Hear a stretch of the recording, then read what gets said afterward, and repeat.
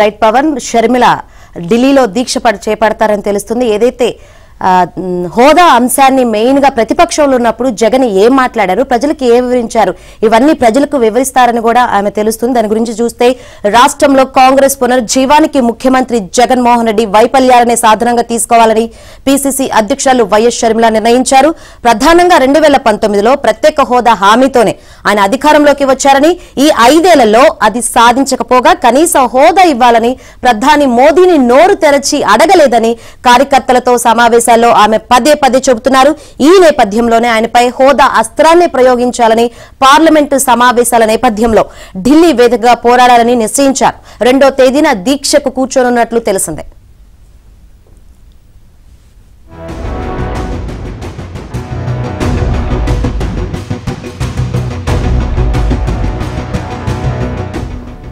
రేపటికి PCC working ప్రెసిడెంట్లు, ఉపాధ్యక్షులు, ప్రధాన కార్యదర్శులు, కార్యవర్గ సభ్యులు, డిసిసి అధ్యక్షులంతా హస్తినా రావాలని ఆమె పిలుపునిచ్చారు.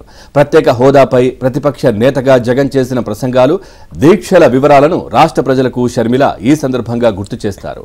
ఇక జగన్ మాటలను విశ్వసించి వైసీపీకి భారీ విజయాన్ని అందిస్తే ఎంత నమ్మక ద్రోహం చేశారో వివరిస్తారు.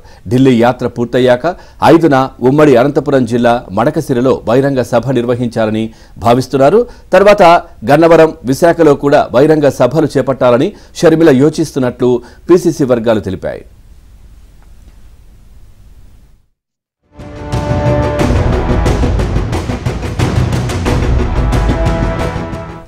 నిన్న విజయవాడ ఆంధ్రరత్న భవన్ లో కేంద్ర మాజీ మంత్రి ఎంఎం పల్లం రాజు నేతృత్వంలో మేనిఫెస్టో కమిటీ సమావేశమైంది.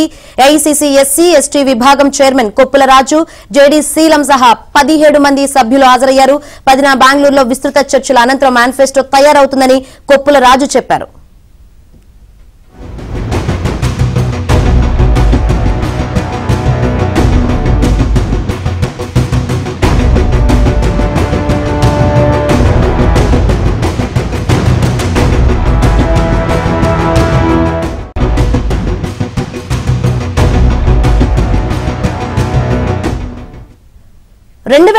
లో రాష్ట్ర విభజన సందర్భంగా పార్లమెంట్ చేసిన చట్టాన్ని అమలు చేయాల్సిన బాధ్యత కేంద్రంపై ఉందని షర్మిల స్పష్టం చేశారు.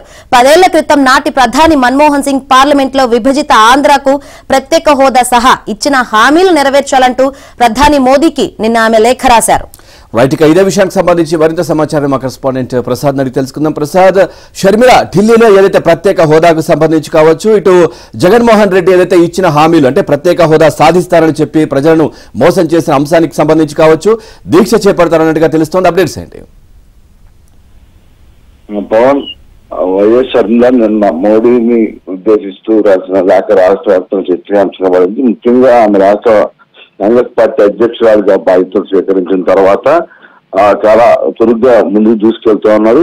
ప్రధానంగా మోడీ చేసిన మోసం, రాష్ట్రం అన్యాయం అయిపోయిందంటూ ప్రస్తావిస్తున్నారు. మరోవైపు ఈ రాష్ట్రంలో ఉన్న ప్రధాన ప్రభుత్వం జగన్మోహన్ రెడ్డి ప్రభుత్వం మోడీకి కొమ్ము కాస్తూ ఇచ్చిన హామీని అమలు చేయకుండా, అలాగే అన్ని విధాలు కూడా ప్రజలకు అలాగే రాష్ట్రానికి కూడా అన్యాయం చేసినట్టు ఆమె 10 సందర్భాల్లో ప్రస్తావిస్తూ వచ్చారు. కొన్ని సందర్భాల్లో అయితే వ్యక్తిగతంగా వైసీపీ నాయకులు టార్గెట్ చేసి మానసికంగా వేధిస్తున్నారంటూ ఇటీవల ఆవేదన వ్యక్తం చేశారు. జగన్మోహన్ రెడ్డి లేకపోతే అధికారి కావచ్చు, ప్రభుత్వ పెద్దలు కావచ్చు, పార్టీ పెద్దలు ఇలా ఎంతమంది టార్గెట్ చేసినా, వ్యక్తిగతంగా దూషించినా తాను ఈ వెనక్కి తగ్గేది లేదని ఏం పీక్కుంటారో పీక్కున్నట్టు చాలా పరుష పద్యాలంతో కూడా ఒక విధంగా జగన్మోహన్ రెడ్డి నేరుగా సవాల్ విసిరారు. ఈ పరిణామాల నేపథ్యంలో మొత్తం ఇప్పటికే ఆమె చేస్తున్న అన్ని జిల్లాల వ్యాప్తంగా కూడా కాంగ్రెస్ పార్టీ అధ్యక్షులకు ప్రచారం చేయడంతో పాటు స్థానిక అంశాలతో పాటు రాష్ట్రంలో ఉన్న సమస్యలు కూడా ప్రస్తావించారు. మరోవైపు ప్రధానంగా కేంద్ర ప్రభుత్వానికి కొమ్ము కాస్తూ మోడీ ఏం చేసినా కూడా జీ హుజూర్ అంటూ జగన్మోహన్ రెడ్డి వైఖరిని కూడా తూర్పారపడుతూ అంశాల వారికి కూడా ప్రస్తావిస్తూ వస్తున్న పరిస్థితి మనం చూస్తాము. అయితే నిన్న మోడీకి నేరుగా ఏపీసీసీ అధ్యక్షురాలి హోదాలో రాసిన లేఖ కూడా రాజకీయ చర్చనీయాంశమైంది. ప్రధానంగా రాష్ట్ర విభజన వల్ల ఆంధ్రప్రదేశ్ అన్ని విధాలు నష్టపోయిన పరిస్థితి. ఈ నేపథ్యంలో రాష్ట్రాన్ని అన్ని విధాలు ఆదుకుంటామంటూ ఆ రోజు విభజన సమయంలోనే అప్పటి ప్రధాని 5 ఏళ్లు ప్రత్యేక హోదా ఇస్తామని చెప్పి పార్లమెంట్ లో ప్రకటించిన పరిస్థితి. అదే సమయంలో ప్రతిపక్ష పార్టీగా ఉన్న బీజేపీ వెంకయ్యనాయుడు కావచ్చు, అందరూ కూడా 10 ఏళ్ళు ప్రత్యేక హోదా కావాలి, అప్పుడే ఆంధ్రప్రదేశ్ అభివృద్ధి చెందుతుందని కూడా చెప్పిన పరిస్థితి. ఈ అంశాలను మరోసారి ఆమె తన లేఖ ద్వారా గుర్తు చేశారు. ఆ తర్వాత మోడీ ప్రధాని అయిన తర్వాత కూడా ఆంధ్రప్రదేశ్ అన్ని విధాలు ఆదుకుంటామని, అభివృద్ధి చేస్తామని చెప్పిన సందర్భాలు. అలాగే అమరావతి అంకురార్పణ జరిగిన సమయంలో నేరుగా అమరావతి ప్రాంతానికి ఆయన వచ్చి మట్టి నీరు తేవడంతో పాటు ఆ రోజు ఢిల్లీని తనదల్లే విధంగా అమరావతిని అభివృద్ధి చేస్తామని చెప్పిన అంశాన్ని కూడా ప్రస్తావిస్తూ నిన్న లేఖలో మోడీకి కొన్ని ప్రశ్నలు కూడా అందించారు. విభజన హామీల్లో ఏదైతే విభజన చట్టం ఎందుకు అమలు చేయలేదంటూ ప్రశ్నిస్తూనే అందులో ఒకటి అమరావతి రాజధాని అభివృద్ధి, మరియు ప్రత్యేక హోదా, అదేవిధంగా పోలవరం సంబంధించి వెనకబడిన ప్రాంతాలకు నిధులు కేటాయింపు వంటి అనేక అంశాలు, అదేవిధంగా ఈ పోలవరం ప్రాజెక్టు, ఇతర స్టీల్ ప్లాంట్ ప్రైవేటీకరణ అంశం, ఇలా అనేక అంశాలు కూడా ప్రస్తావిస్తూ ఆ లేఖలో పొందుపరిచారు. ఇవన్నిటికి సంబంధించి మోడీ పూర్తిగా మోసం చేశారని, తద్వారా ప్రజలు అన్ని విధాలు నష్టపోయారు, రాష్ట్రం నష్టపోయింది, ఉపాధి లేక ఉద్యోగాలు లేక అనేక మంది వలసలు పోతున్న పరిస్థితి కూడా ప్రస్తావిస్తూ ఆ లేఖలో చెప్పడం జరిగింది. అదే ఇవన్నిటికీ కూడా ప్రధానంగా కేంద్రం తనకు ఎంపీ ఇస్తే కేంద్రం మెడల వంచి ప్రత్యేక హోదా తెస్తారంటూ చంద్రబాబు సీఎంగా ఉన్న సమయంలో ఊరూరా తిరిగి ప్రతిపక్ష నేత జగన్మోహన్ రెడ్డి మొత్తం ప్రజలను కూడా రెచ్చగొట్టే విధంగా భారీ ప్రసంగాలు చేసిన పరిస్థితి మనం అందరం చూసాం. కానీ ఆయన సీఎం గా అధికారంలోకి వచ్చిన తర్వాత హోదా అంశంపై ఆయన చేసిన తొలి స్టేట్మెంటే హోదా రాదు అని ప్రజలు కూడా అర్థమైన పరిస్థితి. ఎంపీలు తనకు మోడీకి పూర్తి స్థాయి మెజార్టీ వచ్చిన నేపథ్యంలో మనం ఏమి చేయలేమని కాలి కింద పడేసినట్టు కూడా ఆ రోజు ఆయన చేసిన వ్యాఖ్యలు చేశారు.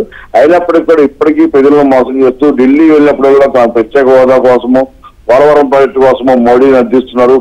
తరచు కూడా ఢిల్లీ పెద్దలను ఇదే అంశాలపై కలుస్తున్నారంటూ మొక్కుబడిగా ఒక ప్రకటన విడుదల చేయటం, దానిపై ఎవరైనా స్పందిస్తే వెంటనే వ్యక్తిగతంగా దోషం చేయడం వంటి పరిణామాలు జరుగుతున్నాయి. గతంలో ఎవరైనా ఢిల్లీ టూర్ సీఎం హోదాలో ఎవరైనా వెళ్తే వెంటనే అక్కడ జరిగిన అభివృద్ధికి సంబంధించి కావచ్చు ఆ చర్చల సారాంశాన్ని ఒక పత్రిక ప్రకటన రూపంలోనో లేకపోతే నేరుగా సీఎం లేదా సీఎం ప్రతినిధులు ఎవరెవరు పూర్తి స్థాయిలో సమాచారాన్ని ప్రజలకు చేరవేసే ఒక సంప్రదాయం కొనసాగేది. కానీ జగన్మోహన్ రెడ్డి అధికారంలోకి వచ్చిన తర్వాత ఢిల్లీ ఎందుకు వెళ్లారు, ఎందుకు కలుస్తున్నారు, ఏ అంశాలు ప్రాతిపదికగా అది చర్చ నడిచింది అనే అంశాలపై ఏ రోజు కూడా పూర్తి స్థాయిలో ఆ అంశాలు వెల్లడించిన పరిస్థితి మనం చూస్తూ ఉన్నాము. దీనికి సంబంధించి గతంలో ప్రతిపక్ష పార్టీలు కూడా అనేక సందర్భాల్లో జగన్మోహన్ రెడ్డి వైఖరిని కూడా తూర్పారపడుతూ మొత్తం ఢిల్లీలో ఎవరితో కలిసారు, కలిసిన సమాచారం ఏంటి, రాష్ట్రం కోసం, హోదా కోసం, స్టీల్ ప్లాంట్ కోసం, పోలవరం కోసం ఏ అంశాలపై వెనుకబక్క